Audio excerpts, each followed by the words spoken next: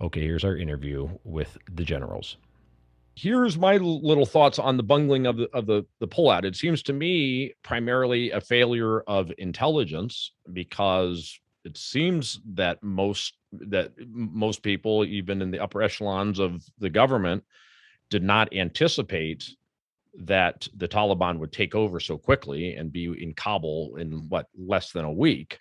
So that would seem to me to be failure of intelligence. The other comment I have is that I really wanted to look in to see what this Doha deal was that the Trump administration entered into with the Taliban in early 2020. And apparently, a key provision of that was that it only takes effect and we only remove our troops if there is a subsequent deal between the Taliban and the Afghan government. And essentially, that's the power sharing deal that you hear about. Well, that deal never happened, and the lack of such a deal certainly seems to have played into what we're seeing today. But the Biden administration apparently decided we're going to go ahead with the troop pullout, even though that element of the deal never came to fruition. That seems to have perhaps have been a significant error here, or cause of what we're seeing. Who wants to weigh in? Yeah, well, I can start. I absolutely agree with you, Jim. But I think it's easy to blame the intelligence community, and we do it quite often. Intelligence failure. It's more than that, as you even alluded to. The strategy was flawed from the beginning. We can talk about that if you want to in a bit. But the handoff between the Trump administration and the Biden administration, and you mentioned the Doha Agreement, it's a key aspect of that. But it seems that, and we don't know how Trump would have done the withdrawal plan. Honestly, we can speculate on that. And I don't think most Americans would argue that getting out of Afghanistan is the wrong idea. I think there's widespread support for sort of at least minimizing our footprint and closing this chapter a little bit in American history, since it's been 20 years.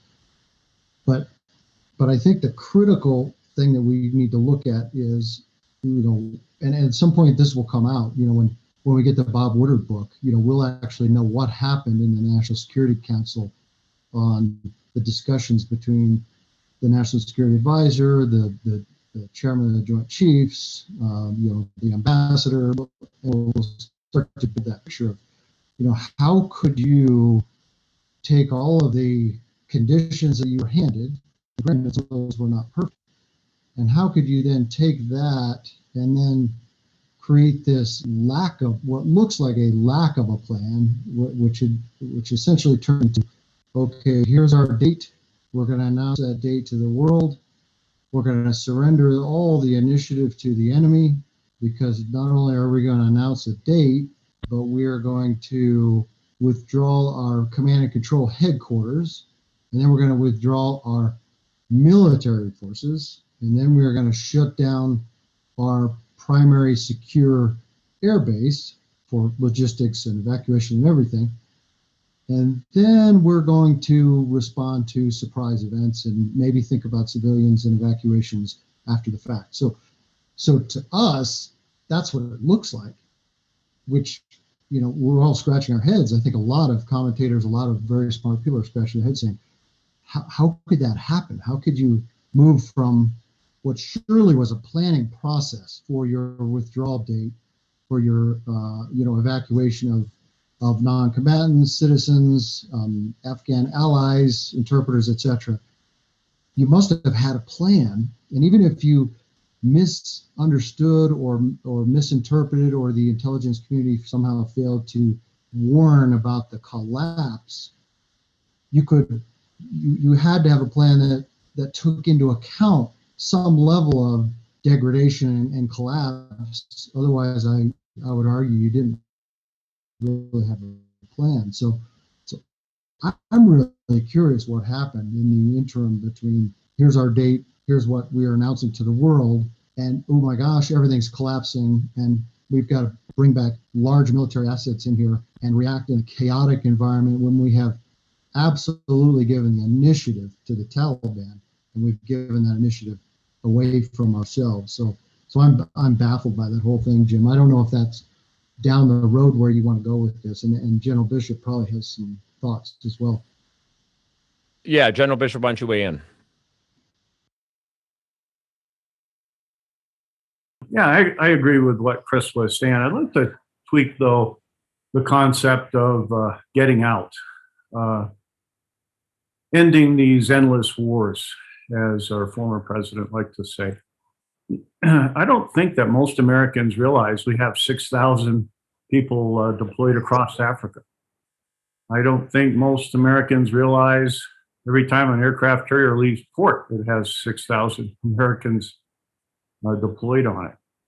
So to have 2,500 Americans stationed at what really was a forward intelligent outpost, to characterize that as bringing those Americans home as ending the endless wars. I'm with Tony, what Tony Blair said on that this past weekend. This is far different than 2001 or even 2011 as to the commitment we had. So the planning part, Chris is spot on. I shot you a note before. I spent an hour before the show looking at the Joint Pub 3-68, which is non-combatant evacuation operations. And it seems to me like they didn't take it off the shelf. And people tend to blame the military for a lack of a plan. But those of us who have been around NEOs, and as a lifelong logistician, I've been around and planned a lot.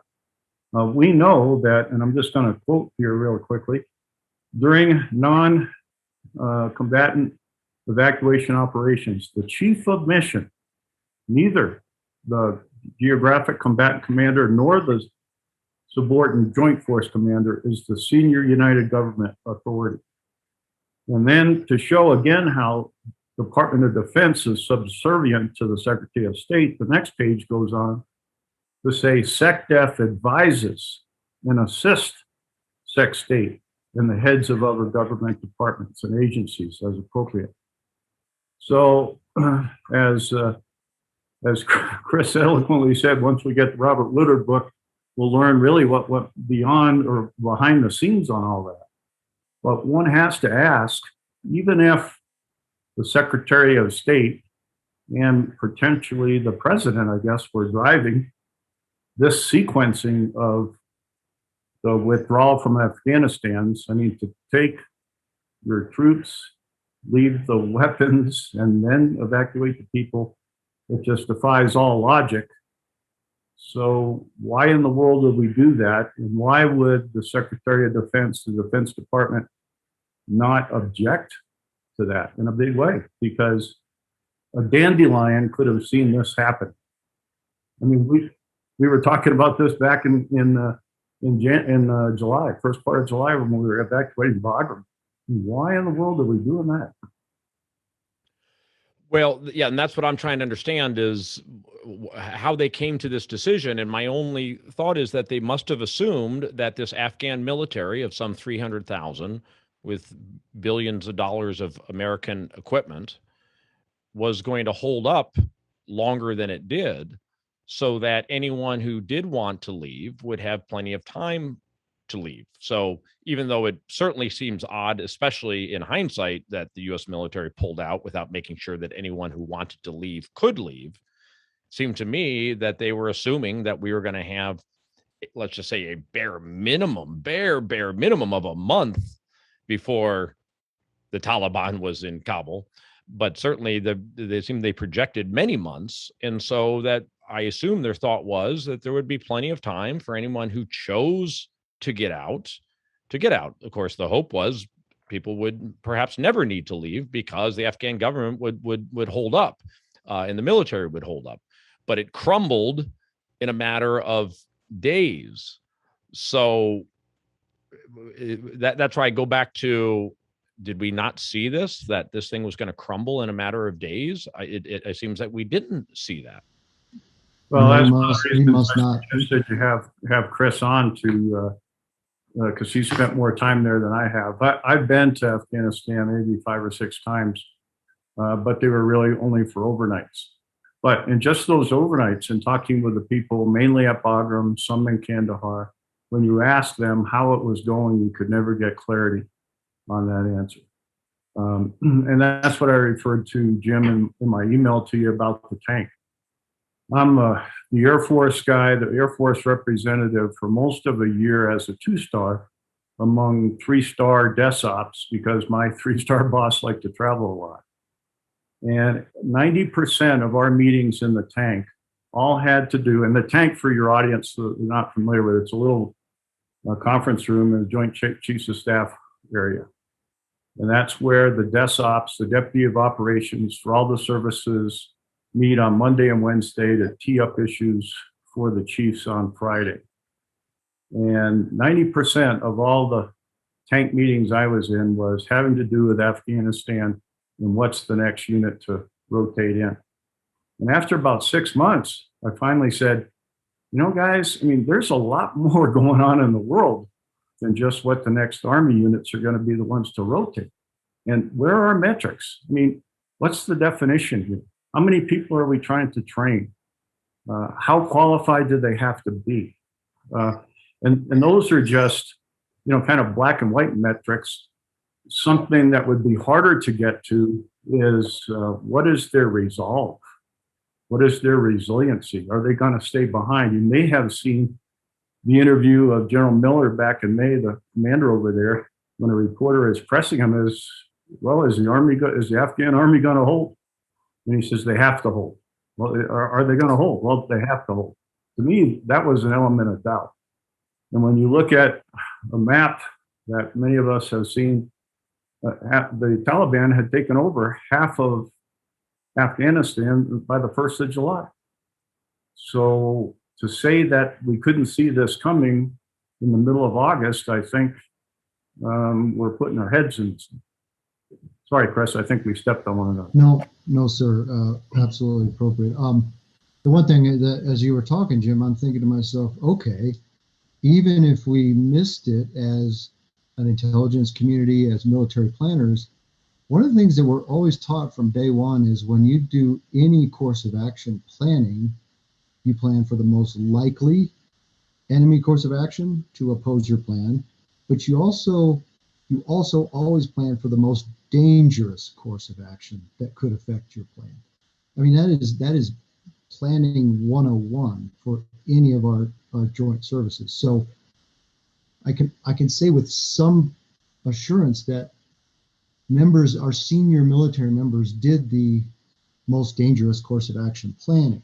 And that, again, I can't wait to see the real after action on this.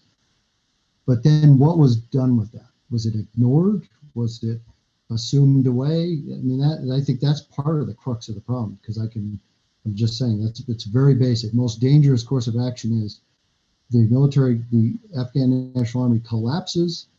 We've already evacuated some level of force, and now we're responding to crisis. That's the most dangerous course of action. So I'm very curious about that plan. Yeah, in other words, there had to be a plan for the Taliban to take over Kabul.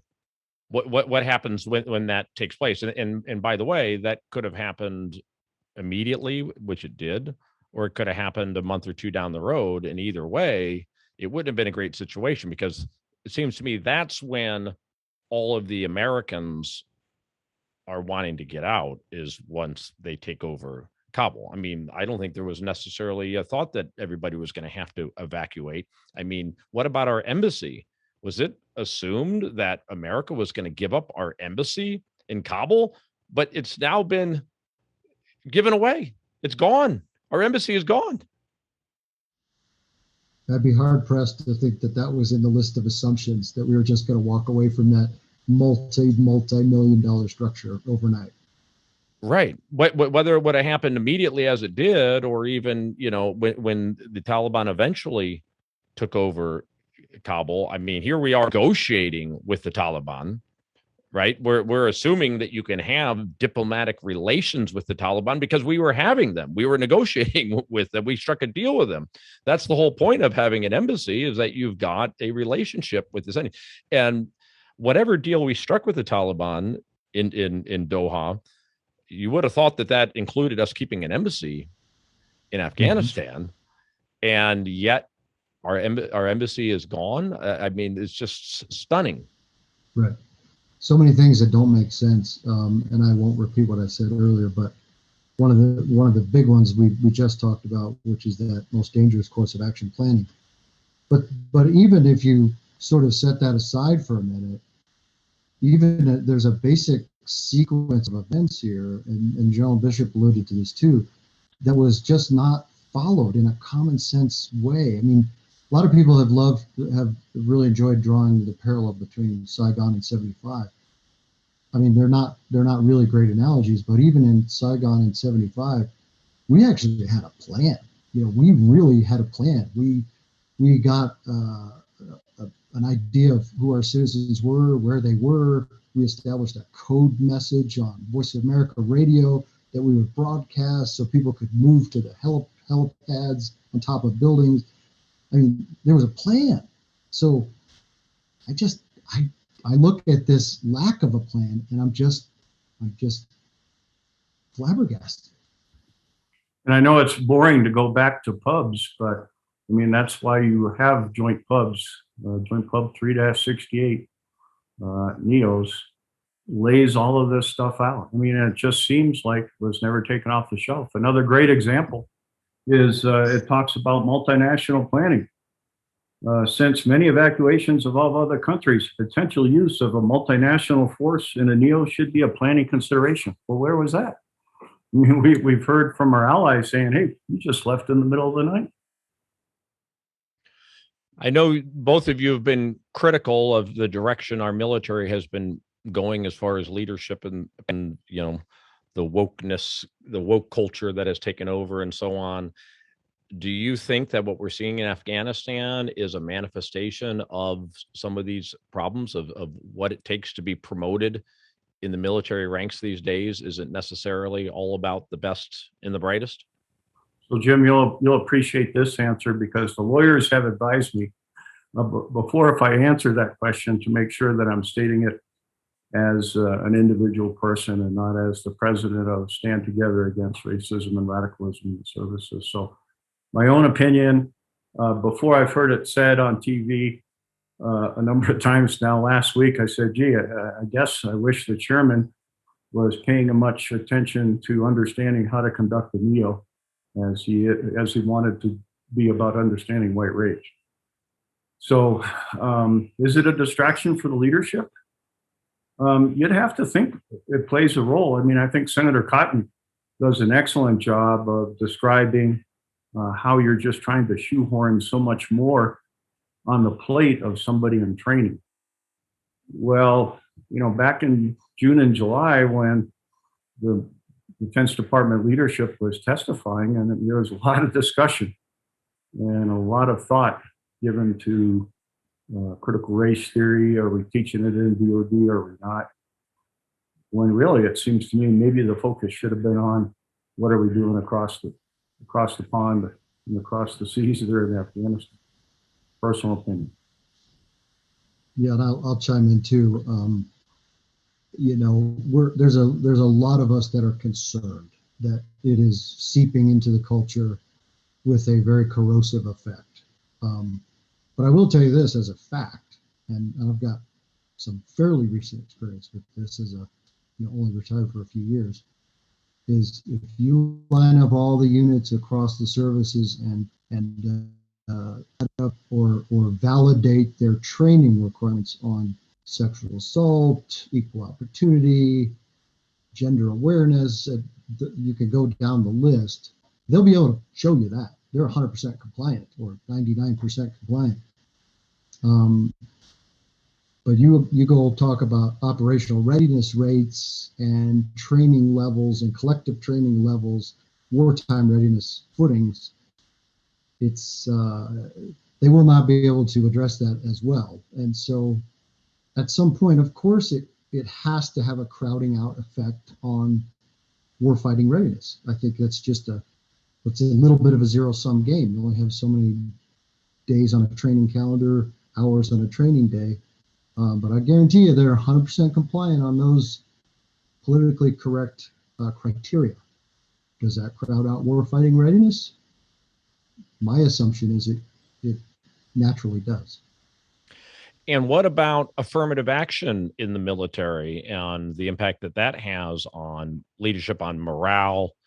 And primarily when it comes to promotions, I mean, are we promoting the absolute best, highest, most qualified people up the ranks, or is action getting in the way of that?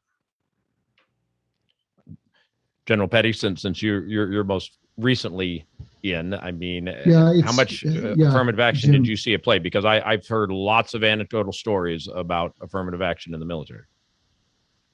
Yeah. I mean, if you understand large bureaucratic organizations, you understand that these things are inevitable, and some of the societal pressures and the political pressures clearly hold sway. And I don't want to indict anybody specifically, because I just think there's cultural, institutional pressures to do these things. And at the risk of speaking out of school, I will say that I was just made aware, and I've got to do the research because I got to figure out the ground truth of this. I was just made aware that the Navy, I think it was the Navy, they started masking photos on promotion boards so you couldn't tell the race or sex of the applicant for a promotion board, and they realized that that had backfired, and so now they're going back to the photograph so they can help adjust some of those numbers. So there's all kinds of attempts going on to create the modern buzzword of equity, which is a whole strange term that we can debate. Yeah. Well, equity. So yeah, sorry, but yeah, that's an interesting story about masking the pictures. That would be what they call equality, where we do not consider somebody's race or sex in a promotion. So I'm good with the masking of the pictures. Equity is where you're supposed to look at the picture and you're supposed to recognize that for the Black individual, there's been systemic racism that person has to deal with. For the female, there's been systemic sexism they've had to deal with, and equity is basically affirmative action, whereas equality is colorblind. Right. And I can tell you this, and I think General Bishop will agree with me. As we grew up in the military, and he's a few years older than me for sure, but for the last 30 years that I know of, I worked for excellent Black officers, female officers. It just didn't matter. It wasn't an issue. Now, I know there was some race issues back in the 70s, post-Vietnam. I understand that. But in my experience over 3 decades in uniform, it was just never a corrosive influence. It was never an us versus them. It never took away from the value of the team.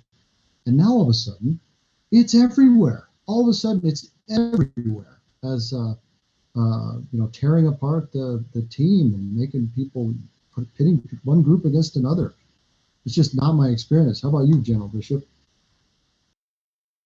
One of the Zoom meetings we had with the superintendent of the Air Force Academy regarding the Black Lives Matter video, Jim, he had, quote, a number of Black retired general officers on his side.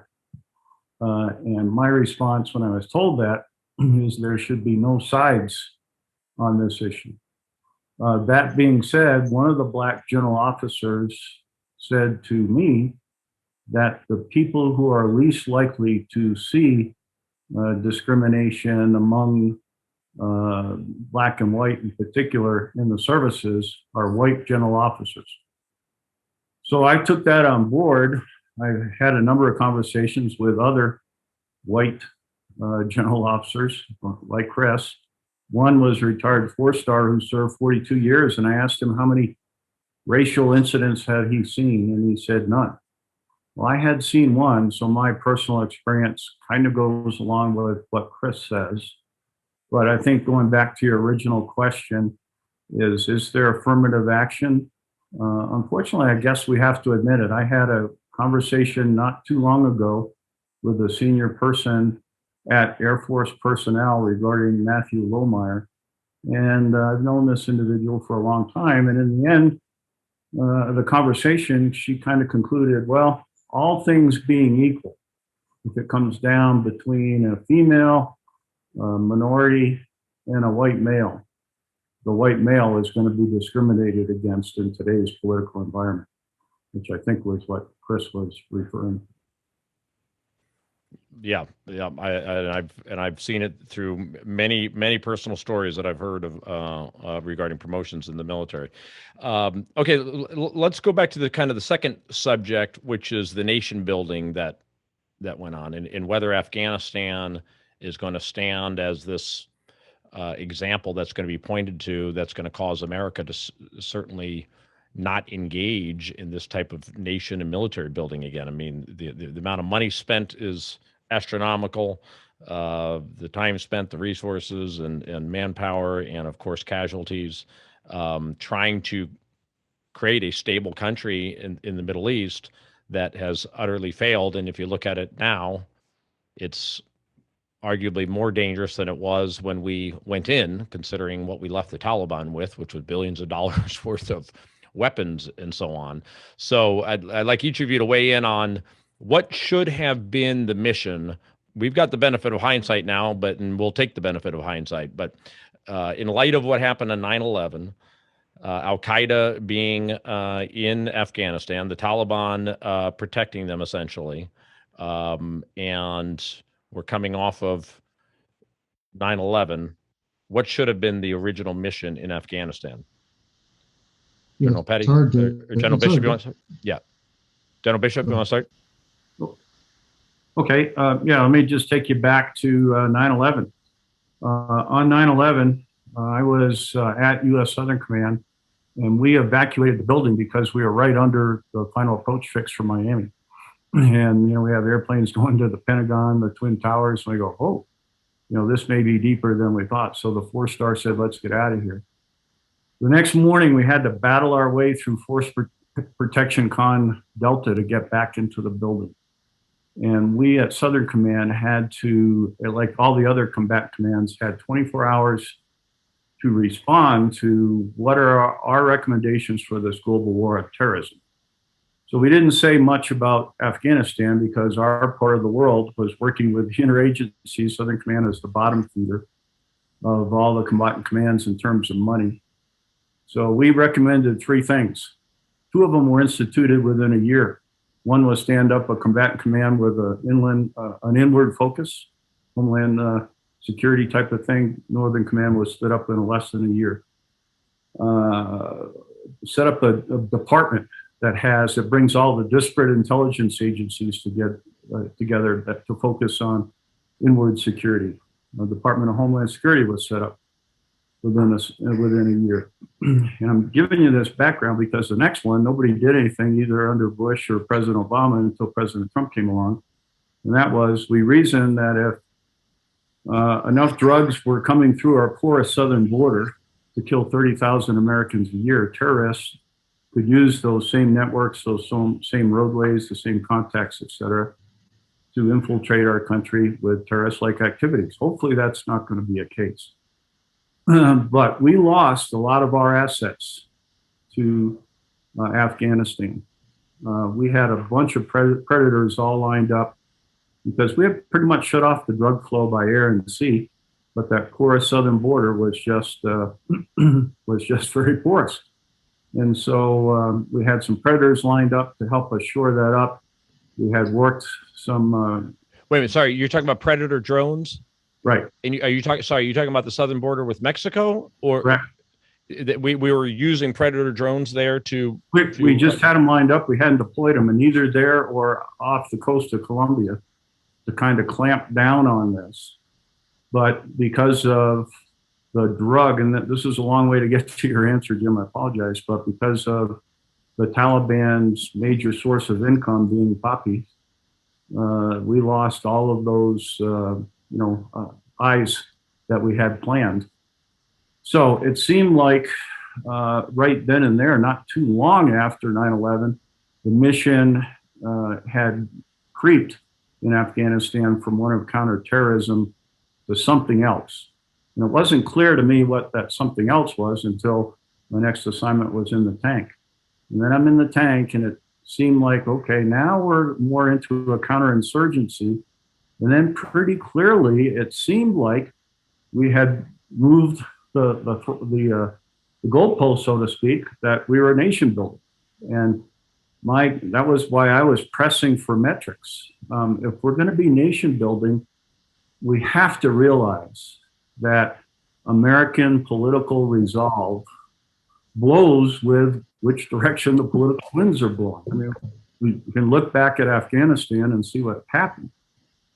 So if we're going to go into nation building, is there some declaration? Are we letting the American people know that this is what we're going to be about, or are we just going to do it? And it was kind of reminded me of a number of other operations where something just gets a momentum of its own and it just happens. And it wasn't very clear. Even in the center conference room of the belly of the Joint Chiefs of Staff, it just wasn't clear that this is what we were about. What do I think it should have been? I don't think we should have personally gone about nation building. I mean, it's great that I guess half the Afghanis alive today have never lived under Taliban, and maybe that will bode well for the future of their country. They've had a taste of freedom, but it sure didn't do much in the last 2 months. So sorry, to be clear then, you're saying we should have gone in, taken out Al-Qaeda to the extent we could, debilitate the Taliban to the extent we could, or get some retribution to show them that, hey, don't mess with the U.S., and get bin Laden, which ultimately happened in Pakistan years later, but disrupt everything that's going on there and get out? Is that what you say should have been the mission? I'm not sure that I would have said get out. I would have wanted to have better clarity on what the intelligence was, what we were gaining from the intelligence. I mean, this is a bad part of the world to have had that capability in the country. I mean, I'm not lobbying for keeping a large number of American troops there. I'm not sure we should have lost so many lives trying to pacify and maybe democratize the whole country. But we had a very good intel source in an important part of the world, and we just kind of walked away from it. I would have stuck more to the counterterrorism, maybe a little bit of a counterinsurgency type mission. So you think we could have theoretically kept a base there without creating this new Afghan government, and theoretically the Taliban could have continued to run the country with a U.S. base in Afghanistan? Well, I'm not sure the Taliban would have, we had pretty much had the Taliban on the run. I remember talking with a retired, or now retired 3-star, but my one-time boss who was head of Air Force Special Operations Command. He was very, very proud of what Air Force Special Ops had done with the guys on horseback early in the war. So I just think we potentially moved too fast to that nation building mission without enough conversation. There may have been something less than that, is what I'm getting at. Yeah, I mean, it requires Congress to declare war, but who is it that has to declare nation building? Because the war creeped into nation building clearly, and I think that was a Bush decision as far as I could tell. He wanted to democratize the Middle East. That was kind of a mission that he was on. But I think that you make a great point about the political side of things. When you're talking about the United States of America, where the executive, the commander-in-chief can change every 4 years, not to mention Congress and everything else, that we don't, we can't make 30-year plans like China can. Our plans can only be 2 years and 4 years because it can be changed by the civilian controlled military at any time. And that limitation on America's ability to conduct nation building needs to be recognized. And maybe that's one of the results of Afghanistan. General Petty? Yeah, I would. I'm pretty much aligned with General Bishop on this one. I'll just add a couple of things. I think it'd be difficult to argue with going in and striking hard at the Taliban and hunting down bin Laden was an appropriate response for 9/11. I think all of America was on board with that. So I think that was good, and that policy decision was good, and I think you had a reasonable military objective in mind to make that happen. And I absolutely agree with General Bishop that that things really started to morph and mission creep over those years. And all of a sudden we're moving from topple the Taliban and hunt the bad guys and prevent Afghanistan from being a launching pad for future terrorist strikes to creating a gender sensitive multi-ethnic democratic state. I mean, that is a gigantic change of mission. It happened over time, so you didn't notice it as the stark contrast that it just sounded when I said it. But I mean, that's a significant change. And what frustrates me as a guy who studies this sometimes is we've got a pretty bad track record with lately, last 70 years or so, of analyzing the operating environment that we're planning to shape with some foreign policy goal. Afghanistan in this case was the operating environment that we wanted to go in and do things to create a desirable end state goal for the advantage of the United States. So, we failed miserably at understanding the environment and its history of tribal factions and distrust of central authority and the literacy of a population that makes it hard to even train them on, rifle marksmanship. The terrorist safe haven in Pakistan.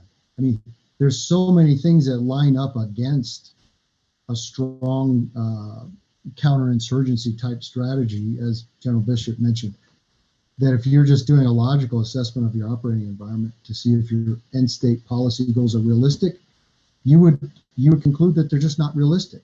And again, hindsight's 2020, but I'm really disappointed that the war changed over time and nobody said the emperor has no clothes. And I remember when I was in Afghanistan getting briefings from the top generals and the top State Department officials and even the Minister of Defense from Afghanistan.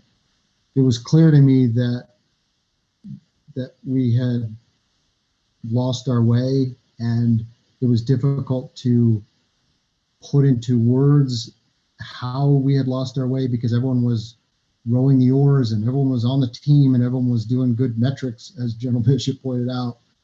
But we'd lost our way. In fact, one senior military member, who I will not name, said, Chris, this isn't Switzerland. We're basically keeping pressure on 20 terrorist organizations. I mean, that's kind of his summary of the mission, which didn't sound a lot like gender sensitive multi-ethnic democracy in the Middle East. So it was never in congruence. And it's a real problem that we've had. I think we're going to continue to have till we figure this out.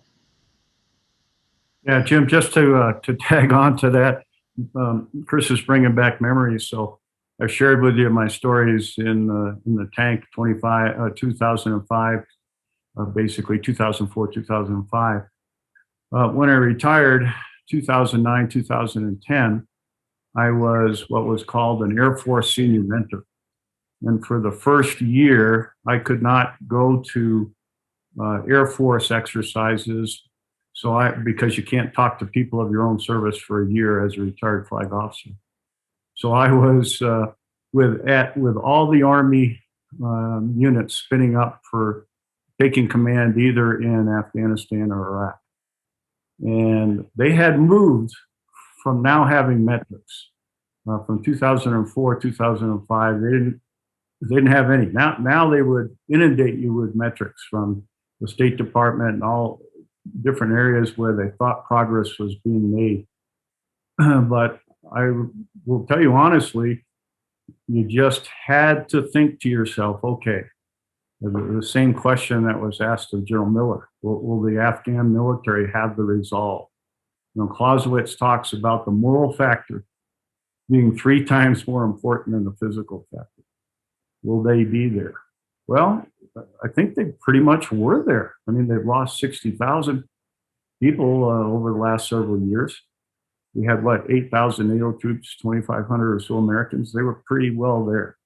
But what in the world could we possibly have expected when you're going to pack up, walk away, you're not there anymore? We taught them how to fight with close air support.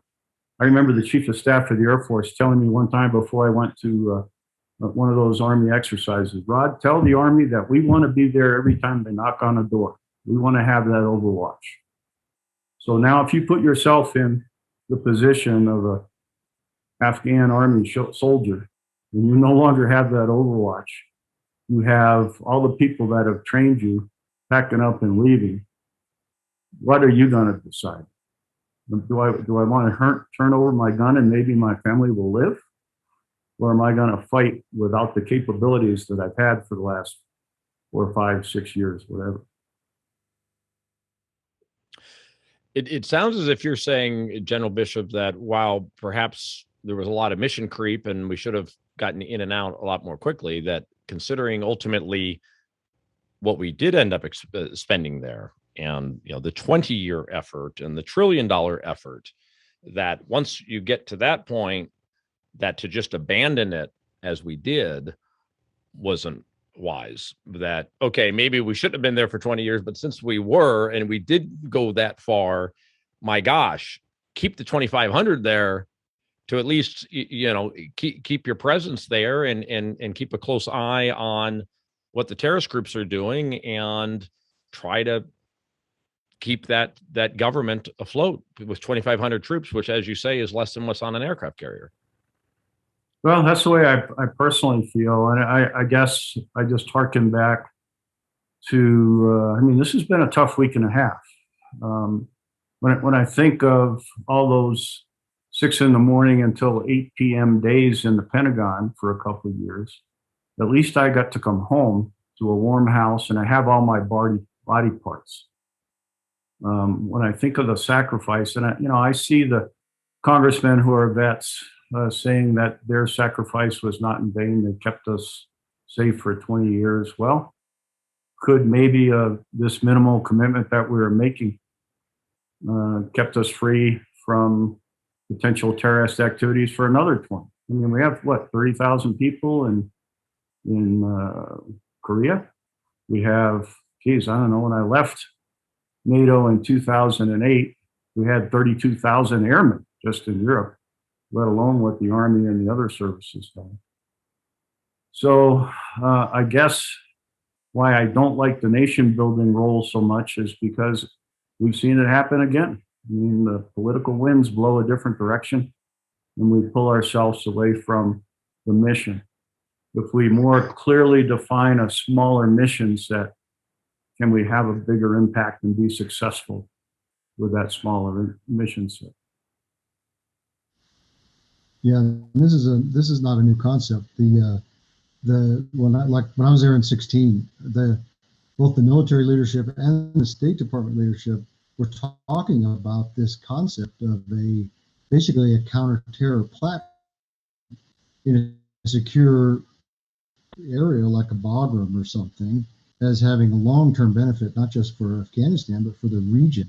So that was an active thought in both state and DoD back in 2016. So I don't know why that just disappeared. Yeah, and talk about that Bagram Air Base for me real quick, as far as what you know about it. Apparently it was built by the Soviet Union, and I've read about how secure it is and so forth, and people being upset that we gave it up. But what do you know about this air base? Well, you want me to go first, Jim? I've been there, as I say, probably 5 or 6 times. It's a huge base. I don't know if you had a chance to watch that video of the company I work for losing its 747 there. That's probably a 10-minute ride from the major part of the base over to that base where it went down. And there was a dorm over there. So it's a lot of ground to protect for sure. And the wing commander, the last time I was in Bagram, had been a wing commander for me in Europe. And I asked him what kept him awake at night. And he said, an Afghani coming through the front gate and getting past security with a vest and coming into the dining hall. So there's a constant threat there for sure. But I mean, with the right security forces, and they did have a lot of contractors. I mean, you could have been on any base USA. I mean, with its Wendy's and McDonald's and its base exchange, it was quite the complex. And is that where our 2,500 military members were? A good portion of them. And not to mention, we should say NATO, I think, had another, 5,000 there approximately? Yeah, I've heard 5 to 8. Mm-hmm. But Chris, you've been there since I have, so chime in. Yeah, and Chris, address, if you could, for us, do you think that we could have maintained that base? In other words, I do. pulled out of Afghanistan? I personally do. I mean, obviously, I think you could have, we could have maintained that base, and frankly, the green zone compound with the embassy on it too. Now, granted, they were, a short vehicle ride, through a crowded city, but helicopter transport was easy back and forth. We did it plenty of times. So yeah, I think it's feasible. Now, of course, there's going to be risk there. Of course, if the Taliban comes back in power, it's going to be constantly under threat, but you could still build the right force package and forward patrols and presence and counter battery assets and everything that anybody with bad intentions would really think twice, because they get hammered if they tried to launch mortars into that base, et cetera, et cetera. So you could have done it. It would have been worth a try, I think is the important thing. Yeah, because also you can, any operations pertaining to Pakistan and keeping an eye, drones flying over Pakistan and so on would go out of that base, right? Right.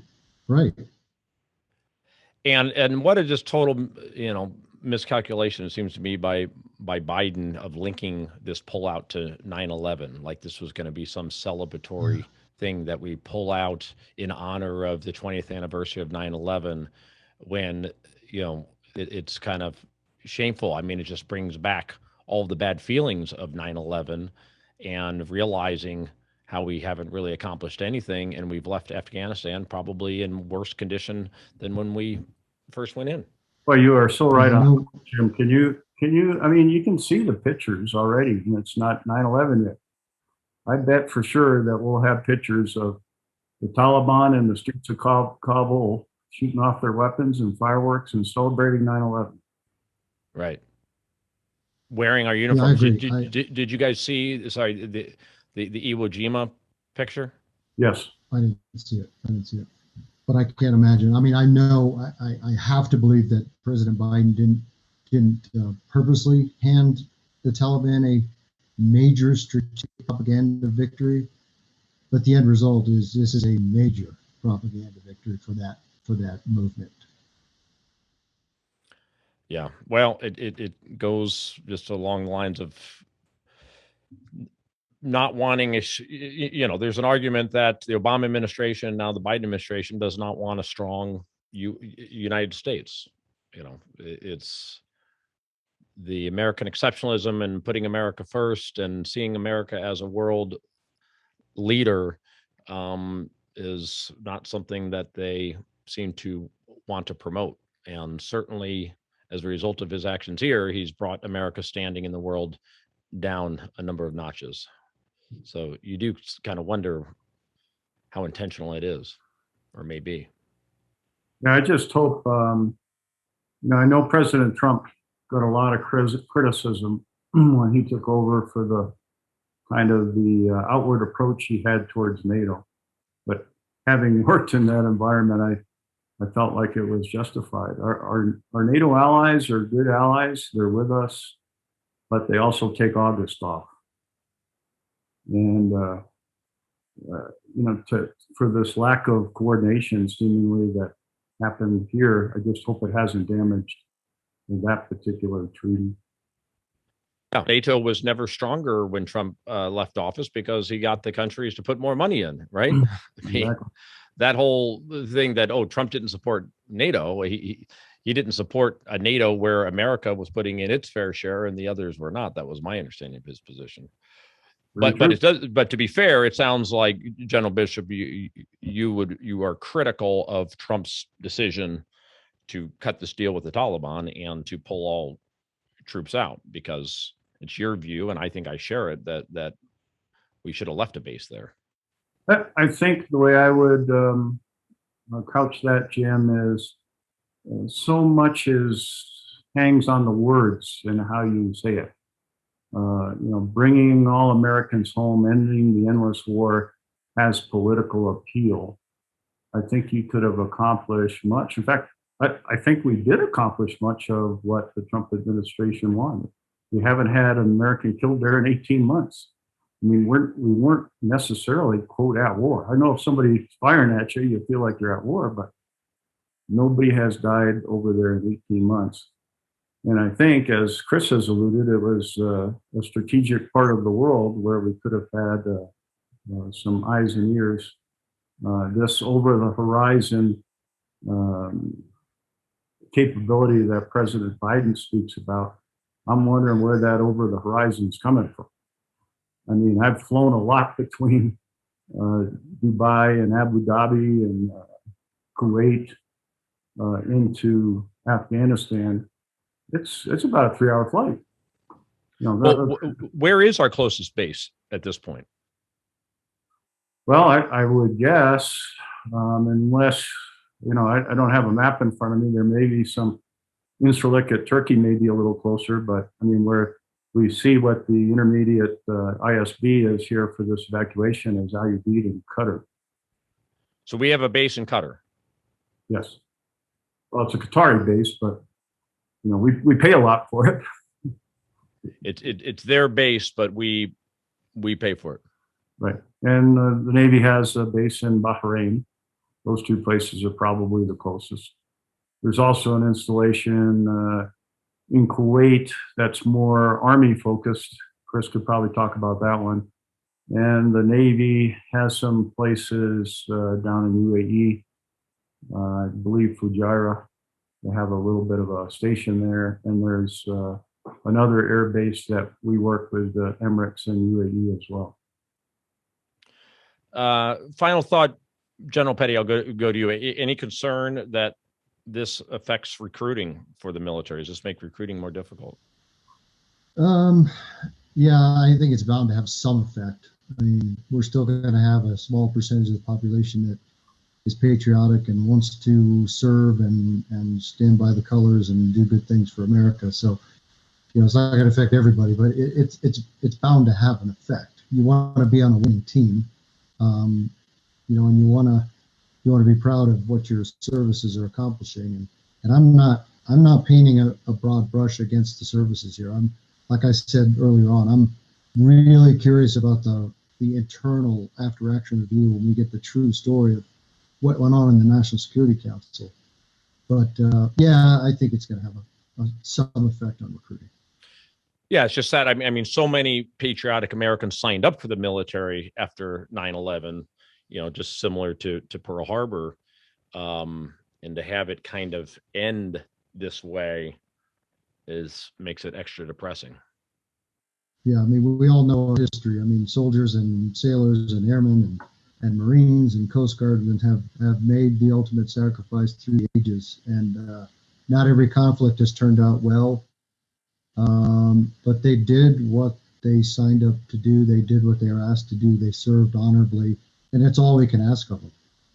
Thank you again to Lieutenant General Rod Bishop and Brigadier General Chris Petty. You can support their very important project at stars.us. That's STARRS.us. Stand together against racism and radicalism in the services. Stars.us. Thank you to our producer, Michael Parker. Thank you all for listening. We'll be back soon with another episode of The Hidden Truth Show. Thank you for listening to The Hidden Truth Show with Jim Breslow. You can find us at hiddentruthshow.com. Follow us on Facebook, Twitter, and Instagram at Hidden Truth Show. Join us again next week for another episode of Hidden Truth Show with Jim Breslow.